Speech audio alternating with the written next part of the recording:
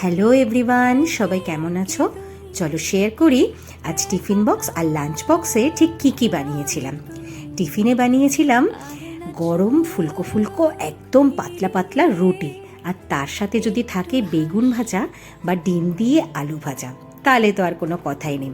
আমাদের তিনজনেরই কিন্তু ভীষণ ফেভারিট ব্রেকফাস্ট এটা। তো আজ রুটির সাথে ছিল বেগুন ভাজা, আর তার সঙ্গে দিয়েছিলাম ফ্রুটসের মধ্যে পেয়ারা। এরপর লাঞ্চ বক্স প্যাক করলাম, বানিয়েছিলাম লাউ পাতা বাটা, যেটার রেসিপি কিন্তু তোমাদের সাথে খুব শিগগিরই শেয়ার করব। সাথে ছিল মুসুর ডাল দিয়ে টমেটো দিয়ে ডাল। ওহ, শীতকালে না এই ডালটা ভীষণ ভালো লাগে। আর সাথে ছিল গরম ভাত।